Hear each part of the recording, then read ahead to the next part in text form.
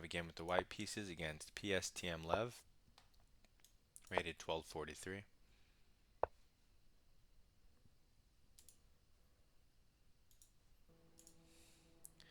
We get a Jobava London on the board, and he brings the bishop out early. You've seen us play against this previously with e3 and f3. Let's just start with e3. Keep our intentions concealed. And now that he goes e6, we'll play f3, getting ready to pawn storm the bishop.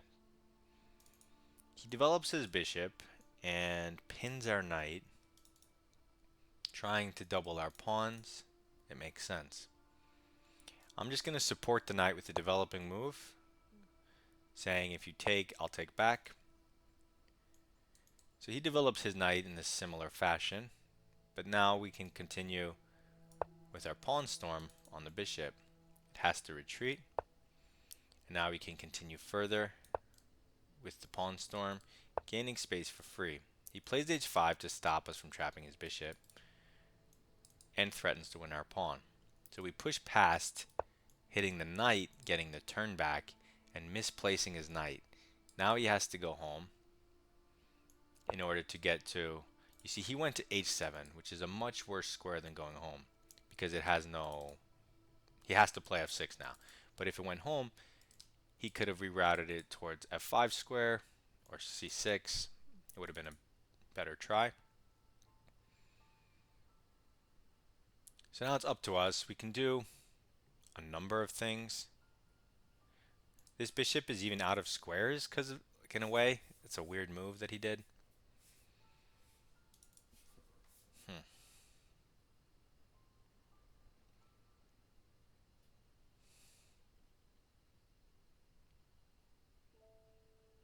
I mean, we could just develop. I feel like playing in the center is wrong for some reason. Well, the pawn hangs, so that's the reason. See? I knew I felt it for a reason. I mean, bishop out. I kind of just want to play an improving move for free and stay flexible and see what he does. So he takes. We could still take with the pawn, but let's take with the knight. Now he plays f6 to break down. Like I said, he has to do it to free his knight and such.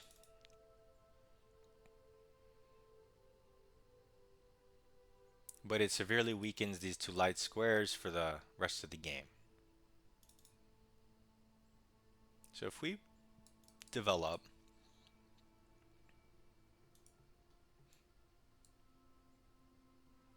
knight b5 is also interesting, but let's just say we develop and he takes and we take. We're threatening queen g6 check, so he doesn't have time to take our pawn. So I kind of like that. So let's, I mean, if we develop to h3, we are hitting this pawn,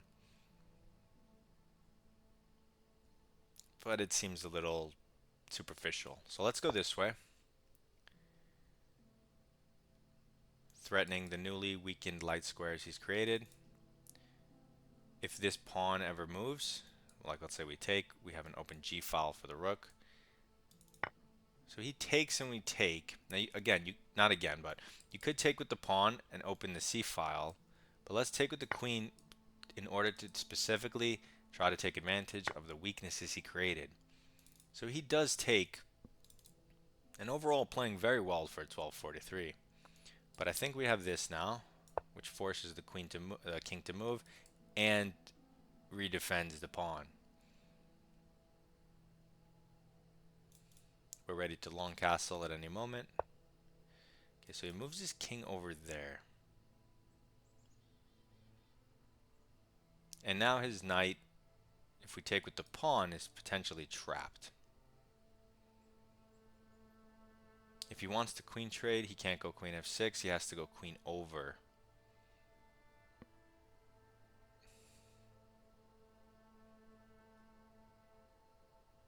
But then we can win that pawn as well.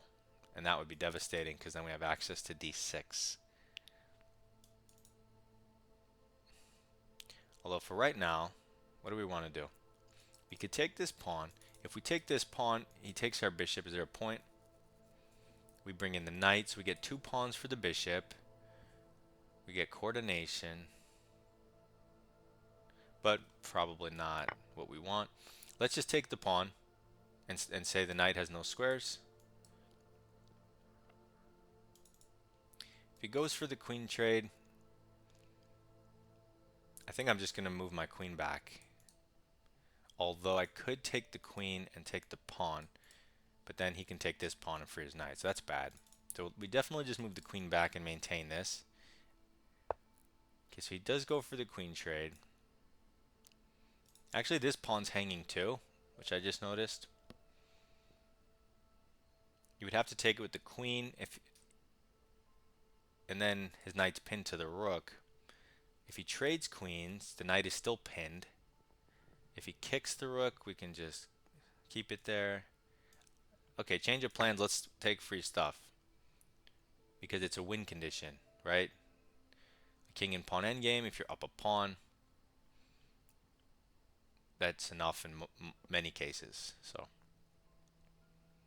also, I was gonna say maybe we're threatening g6, but he plays g6. We could sack the queen for the knight and the rook, but that would just let him off the hook. We can give a check, but then our queen is kind of in there. So if he just goes over,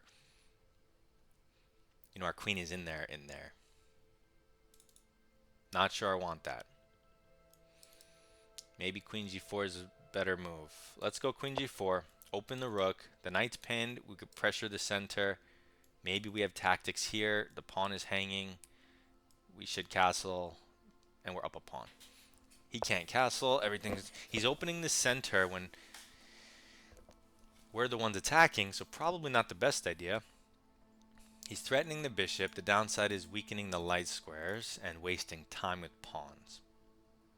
Okay, so we're up a pawn. We can take this. And then if he takes back, and we take, and he takes, we could force a queen trade. There's also this hanging, which I kind of want to take. So what happens if I take it, give him my bishop,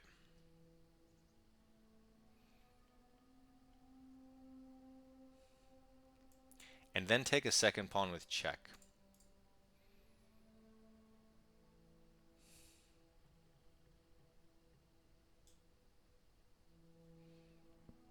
Let's just say he hides. I can get a third pawn with a fork. My queen is defending e3. You know what? I don't care what the engine says. I'm going to have a little fun. I have 3 minutes. This isn't a classical game or anything. So I'm just going to sack a piece, even though I don't have to. So now material is even. He has an extra knight, but I have 3 extra pawns and the initiative. Initiative just means momentum. I have the momentum. He goes here, unpinning the knight so the knight can technically move. There is this thing that I was saying, the fork and the pawn. He would have to move his queen. If he goes here, we can still take the rook. If he takes this pawn, he's not really threatening anything but pawns. He would also leave his king. Let's take this. Depending on where his queen goes, we might have a check and or checkmating patterns. It would be nice if we had another piece, but what are you going to do? I gave it away.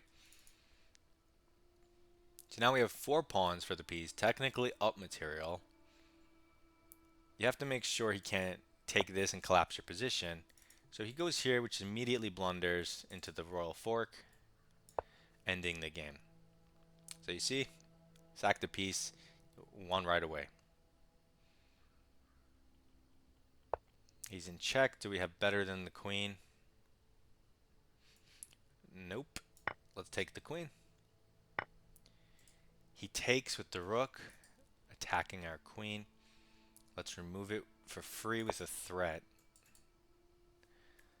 And we'll trade rooks the second that knight moves. Wait, where was our queen? Yeah, it was there. He moves his knight, which Gets out of the attack but doesn't address checkmate. So that's checkmate. 24 moves. Guy played a great game for a long time. I will admit that. And we have one blunder. I wonder what move that was. It's definitely me throwing away my bishop for no reason. But we'll get to it and see if that's correct. Look at the graph. Can you see that? Yeah. You see that dip? Let's see. Queen takes f4. Check. Oh no, that wasn't a blunder. Okay, so let's go through it. Jobava London. Center development. Center and harassment on the bishop. Free space. Development. Center. Gaining space for free. Gaining space for free. Gaining space for free. And he should have went back home. So now you know.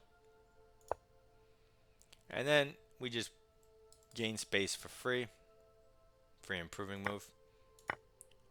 Force move. And white just has a tiny edge, but relatively even game. And then this isn't a blunder because of all the weaknesses it creates. Not the right time to do it. You probably should do it later in the game after you're more developed, castled, if ever. So we just develop towards the center. Force move. It says the game is over, plus 2.5. So almost up a piece, and it's because of the light weaknesses. So now he makes a natural capture. It looks like the pawn was hanging, but it goes to plus 3.5.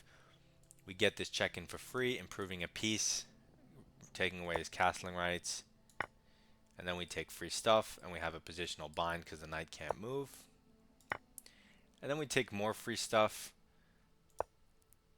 And now it's plus 4.6. It's just the game is over. This is a force move. Oh yeah, and then here I sack my bishop, which you definitely do not need to do, but I mentioned I did it just for fun.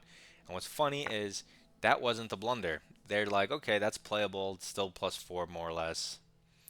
So then when he takes my bishop, they're saying that queen takes pawn check is a blunder because of, I took the pawn and then I took on c7. They're saying take on c7 first. So what's the difference? If we take this, we're hitting the queen and we're threatening this check. So if the queen goes, let's say here maybe. I mean, of course you can take the rook, but that's not the point. So take the rook here. So how is this plus 5? He takes your pawn, and then you bring the knight back. That looks so weird, so let's go down the other line. Let's say we take here first, like we did in the game.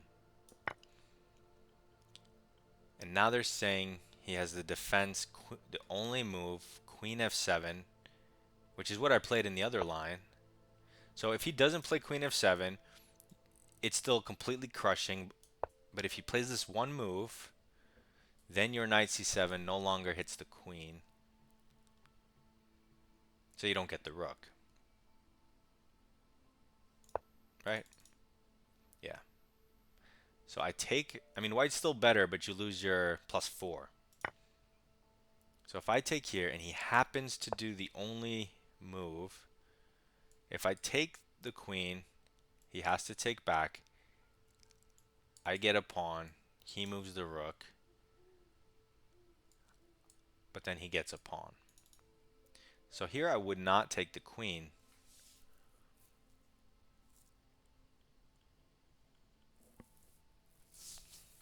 Yeah, okay, I can see why it was a blunder. That makes sense. Because I mean, you want a long castle just to kind of protect the pawn and threaten to take. But then he gets rid of your queen. And then he can't move the knight yet, but once he connects the rooks, you're going to lose this pawn, probably. Then it becomes kind of eh. All right. I mean, we knew we were under the impression that we were throwing once we gave up a bishop for no reason. So we did kind of throw with queen f4, which is nice. So it was a move order, and I chose the wrong one. Now I am curious, one other thing. He hits the bishop. Let's say we don't want to just give away the bishop for no reason, right? And the natural move is to take the pawn. He's definitely going to take with the knight and hit the queen. You don't want to move the queen, and you're up a pawn. So you'll take the knight, he'll take back. So in this position, you're up a pawn. His king is worse, his knight is pinned. You long castle. You don't care about this pawn, you move. If he goes here, you jump it in. Oh no, it's hanging, what am I saying? So if he can't even do that, he has to defend it. Yeah, and then white is crushing here. Yeah, this makes a lot of sense. But we tried to have a little fun. We sacked the bishop for no reason, and we won in a couple moves, so all's well that ends well, right? And that blunder brought us down to 87%. They got us. They got us. But you can also see how you don't need all your pieces, and you can sack a piece. You can sack your bishop. No big deal. Something for you guys to think about. Hope you're enjoying the speedrun videos, the Jobava London, the caro-kann. Next speedrun will be showcasing the King's Gambit, so another thing for you to get excited about. Good luck in your chess, and goodbye.